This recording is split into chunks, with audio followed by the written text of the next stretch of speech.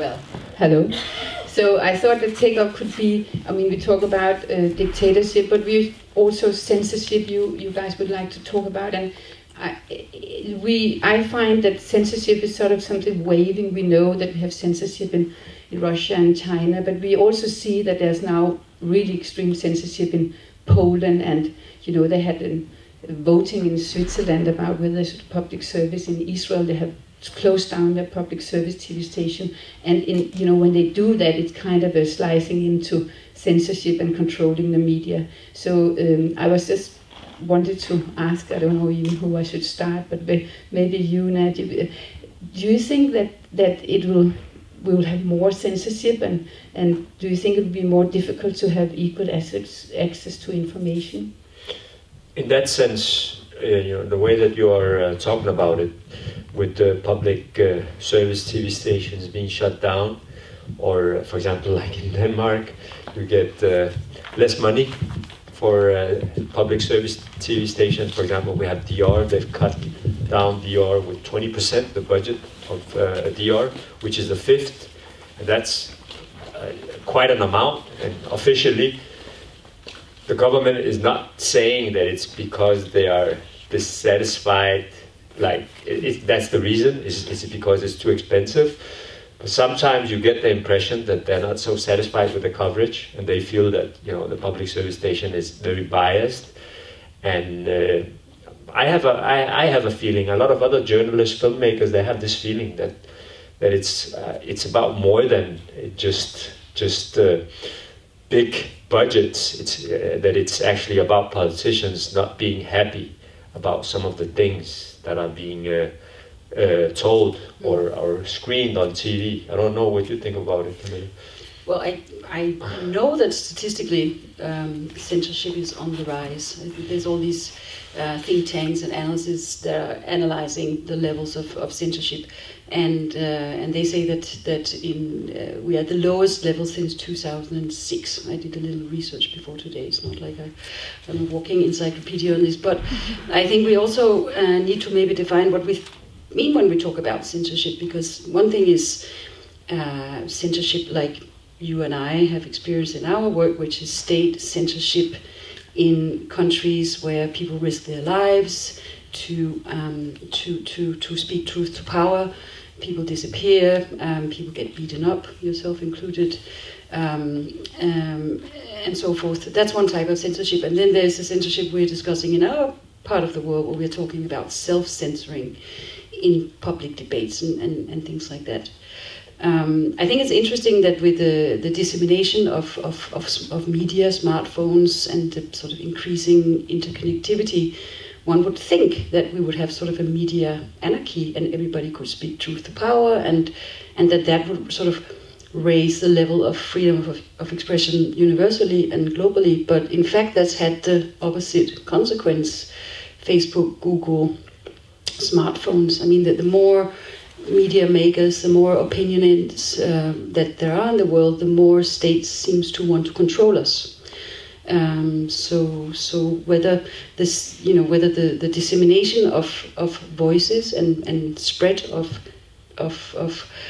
journalism, because we can all be journalists, we can all make our own blogs, we can all communicate on social media. If that sort of activism and that debate level will rise, I'm pretty sure that the state censorship level will rise equally. So unfortunately, yes. Yeah. I think to Metta's question, I would say yes. Yeah, and you have on the one side you have the censorship, that the self-censorship, that kind of feeling that you have among some employees in different medias, mm-hmm. who feel like that, for example, opinions and also like the critical coverage of certain political decisions, that it's something that the politicians, they don't just they don't just stay out of the media's business, but it's like it has consequences for media, because then you have, like I said earlier, that you have politicians saying that this media is too leftist, and we have big problems with media in general because there is an overrepresentation of certain political opinions. On the other side, you have the self-censorship that, for example, the government in Denmark has spoken a lot about, and some media, the self-censorship regarding, for example, extremist Islamism. For example, about Islam, we had this infamous situation with the cartoons, the drawings of the Muslim prophet Muhammad. There was this newspaper in Denmark, Jyllandsposten, who said that we have to we are going to ask some cartoonists to draw these pictures of the prophet, because people, they don't dare to do this. And at the time, people, they didn't agree about the premise, whether this was true, that people were afraid of doing it. But later, if it wasn't true, it became a self-fulfilling prophecy, because people got killed in Charlie Hebdo in France. And I know that certain media, we've seen them saying it, that we don't dare to do this. So you have like two discourses. One, which is the priority of certain medias and Danish government in this case, and then you have, the other discussion about for example, media in Denmark being called leftist and not representing the whole society.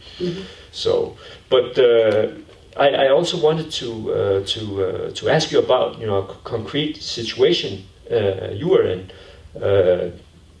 for the past 3 years, actually, while after you did the Democrats, which was about the constitution in Zimbabwe. The process, you gained access and you were following it. Mette told us about this fantastic movie. What actually happened was that you weren't allowed to screen it in Zimbabwe. Yeah. Okay, can you tell us a little bit about the process? Sure. Zimbabwe is one of the countries that is ranking lowest on the index of freedom of speech, and has a very high level of censorship. They have a censorship board with a 95-year-old president who is not sort of even registered social media and the internet yet. So he still thinks he's the king of media in Zimbabwe and can control everything. And ironically, after having gotten permission from the state of Zimbabwe to make this film over 3 years, where we followed a very sensitive political process, which is to hammer out a new founding law of the land, the new democratic constitution of Zimbabwe, a kind of access for a filmmaker that I think is completely unheard of. I mean, if two Zimbabweans had come to Christiansborg, our parliament, and asked for similar access, they would have been probably out on the next flight if they had even been allowed to enter the country. So it was rather extraordinary that we could observe this very sensitive political process. We made this film. It was deemed to be balanced politically. And thus, to our surprise, the censorship board actually banned the film when we tried to release it in Zimbabwe. And of course, as a filmmaker, you want your films to be seen in the countries where they're made, and we also felt we had some sort of a public service responsibility, that we had the only film made about how the country's constitution was made, so of course it should be screened in Zimbabwe. But the film got banned with a very hard banning clause. It was banned as pornography. Which the logic is that pornography is illegal in Zimbabwe, so the most secure way for the state not to have public audience of this film in Zimbabwe would be to condemn it that way. And having filmed among some of the best lawyers in the country who were writing the constitution, I knew probably some of the top lawyers in Zimbabwe who recommended that we sued the state of Zimbabwe for illegal banning of my film, because the censorship board made a technical error when they banned the film. They didn't give us a reason. I mean, there was no indecency in the film. As Mette said, it's a rather sort of dry person. It's not a dry story, but there's no porno, there's no kissing, there's no sex. That's right. And so the banning was illegitimate and illegal. And I was given the advice to sue the state for illegal banning, which I did, I think, not really knowing the kind of enterprise that is to sue a foreign state as an individual. But I did. I got a lot of help from human rights organizations and an organization called Zimbabwe Lawyers for Human Rights. And we had litigation for the past 3 years. And in January this year, the High Court in Harare finally lifted the ban and agreed with us that it was an illegal ban.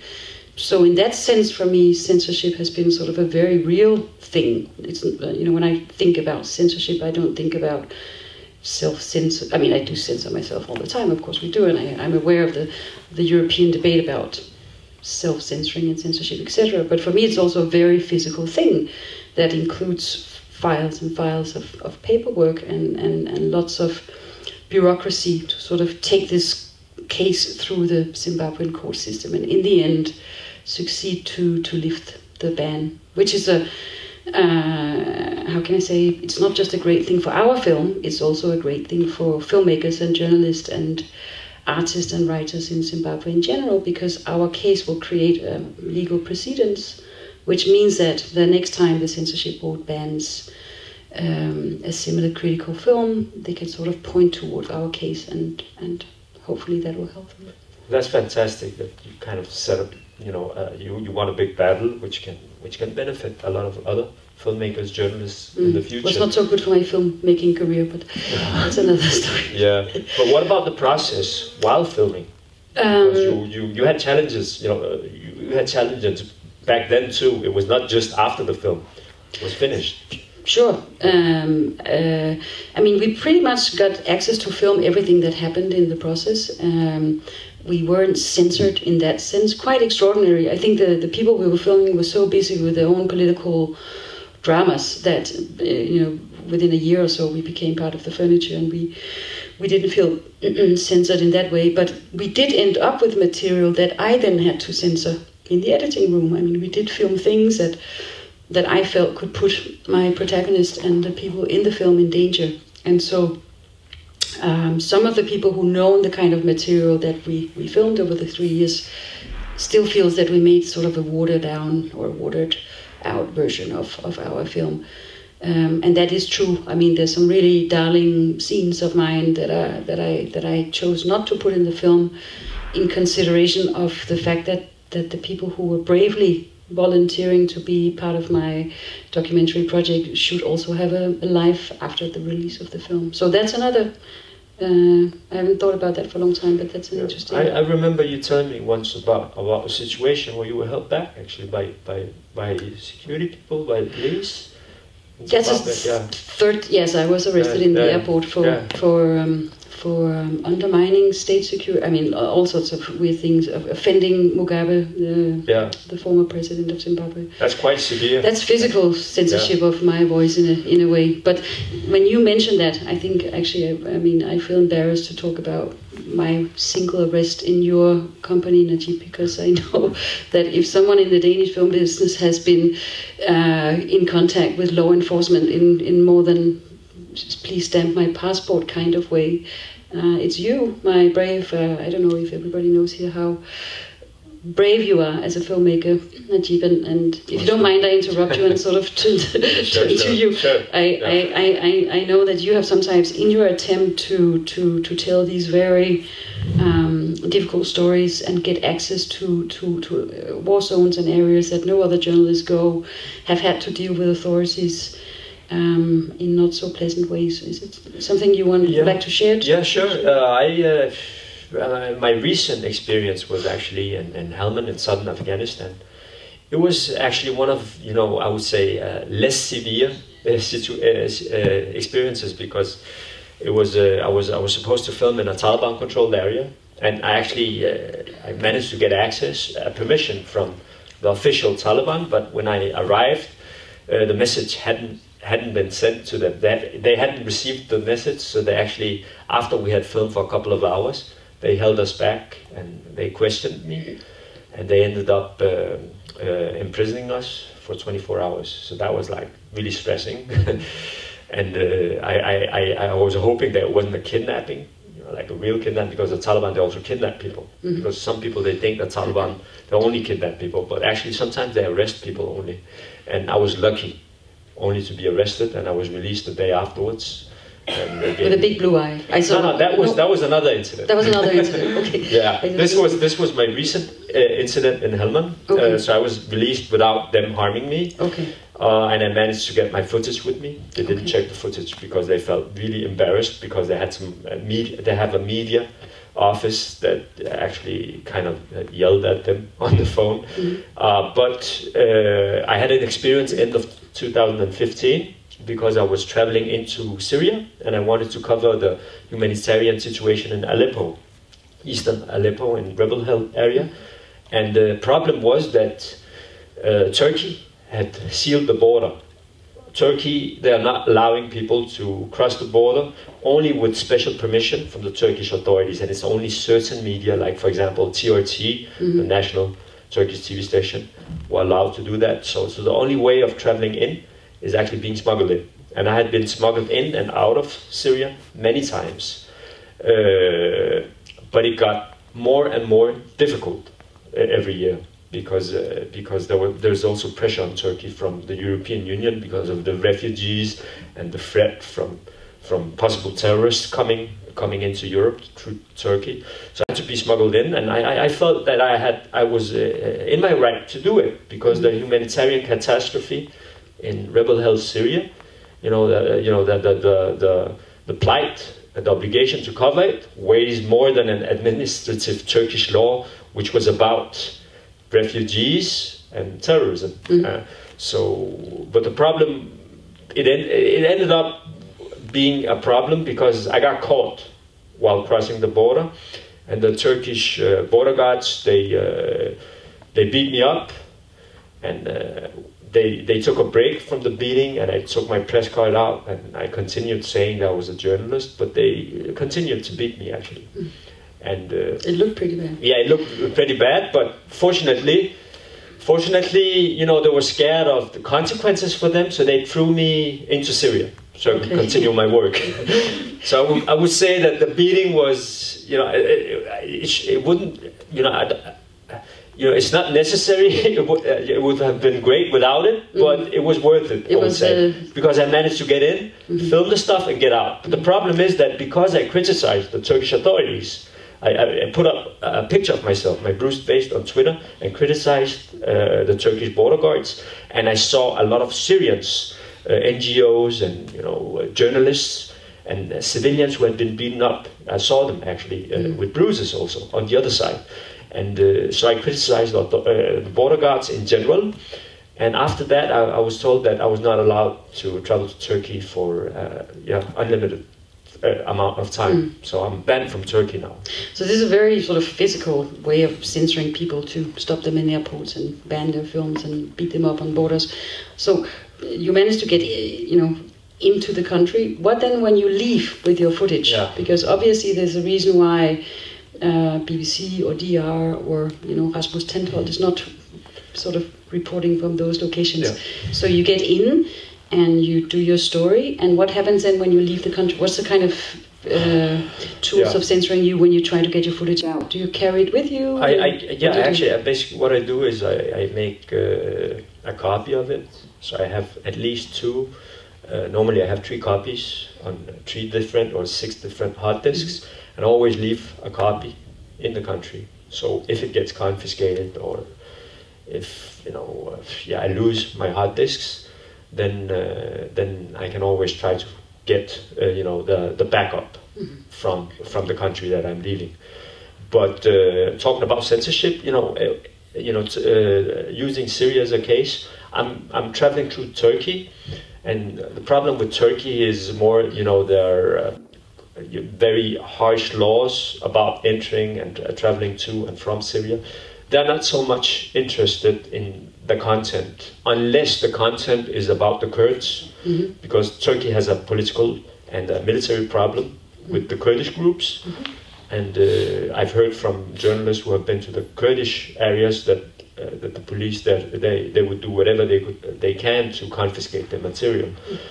But in my case, my problem was actually just getting into Turkey and getting back to Denmark. That was the challenge for me.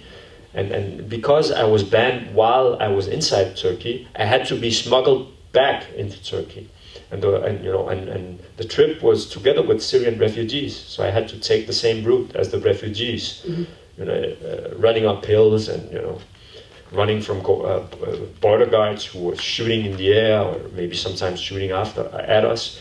So it was really a headache, a big challenge. Yeah, but getting it out and being here, that was good. But just actually to make a kind of a talk about another subject that has been mentioned in the program, fake news. Yes. What I discovered. Sorry, we're jumping around. Yeah. I think this is. Yeah, it is. It is. What I discovered was that the thing is that if you have an area which is isolated, it is possible to tell all kinds of stories about this place without having factual basis. So what I experienced was, because you didn't have many journalists traveling into rebel-held Syria, it was easy for the government to spread propaganda about what was happening in there. Yeah. So and my experiences was in direct contrast to what the Syrian government was telling about what was happening in the area.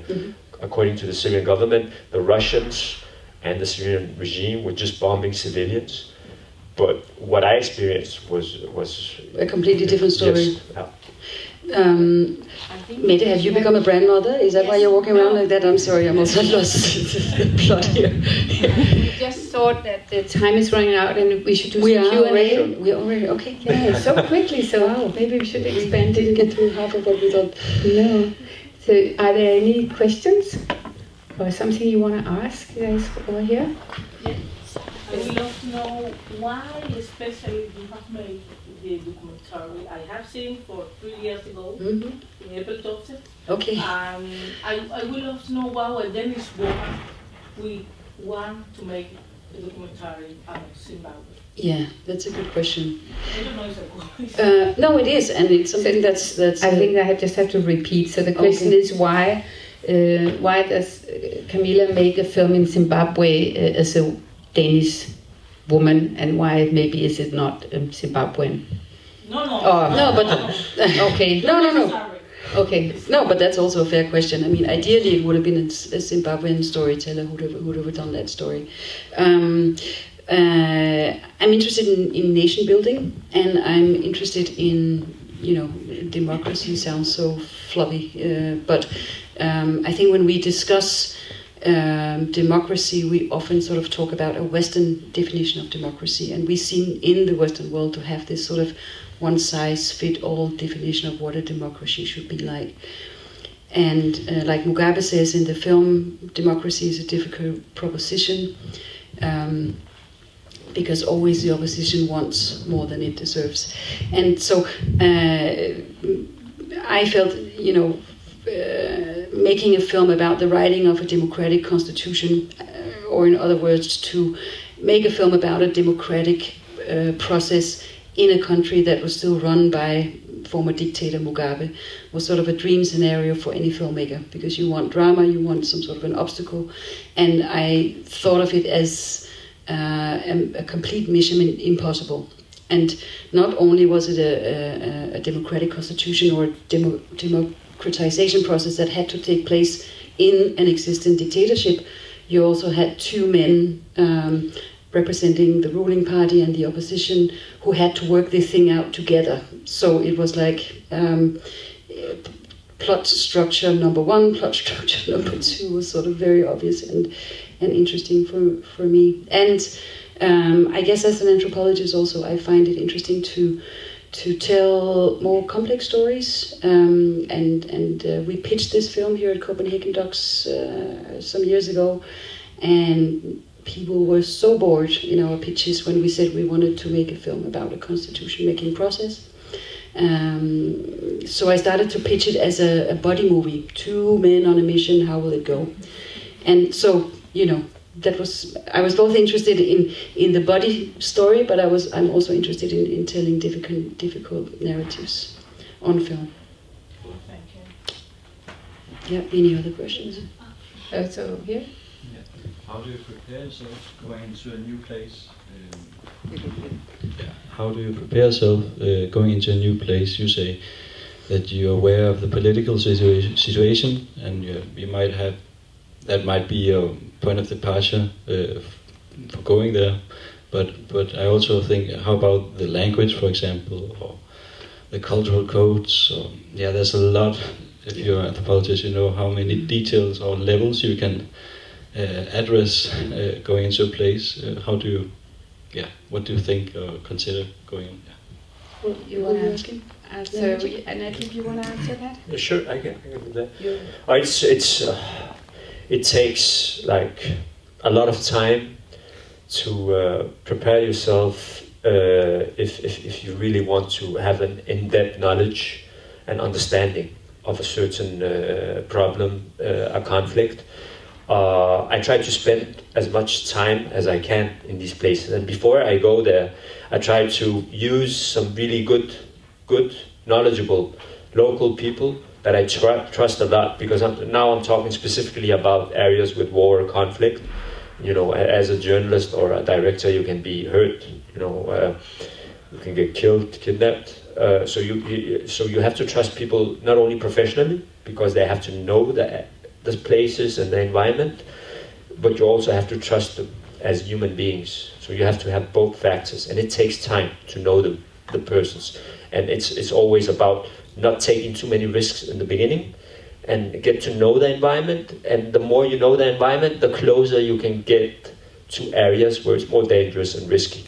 And but still, you know, despite of all the experience, it can go wrong, and I've experienced myself, because there are so many factors that you can't protect yourself against. Yeah. Yeah, I agree. I mean, time.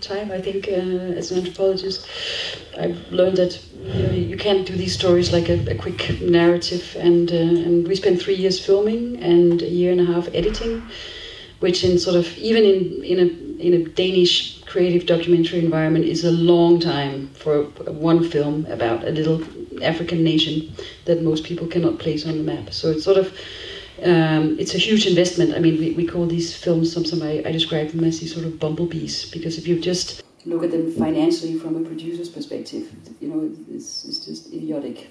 So time, sort of human trust, and just keep your fingers crossed. A lot of these stories also doesn't have the happy ends that Nagieb and our films have had. Some of them never make it to the surface. You film for 1.5 years and then your access is cut off. So you experienced that with a Syrian project. Yeah? I don't know if you can talk about it. I mean, we didn't spend that much time, but we spent about 1 year to get access, and we had 1 day of shooting, and then we were shut down. Yeah. So they're difficult stories, but I also, as a filmmaker, feel that there's so many films out. I mean, we don't need more films. I think if we make films, we should tell stories that are urgent and really necessary. I know it sounds like a cliche, but I think you know, there's an overflow of narratives, and you have to pick your stories very carefully. And then when you find one, I think, go for it all the way, and hopefully it will be worth it. But it takes time. Yeah. Quick thing: language is always really important. It always gives you an extra access to direct access to sources. But you can do it without. But it's always good with language. Mm. Of course. I think we have to close down here. And thank you so much for coming. And thank you for coming out as well. And simple closing now. Thanks a lot.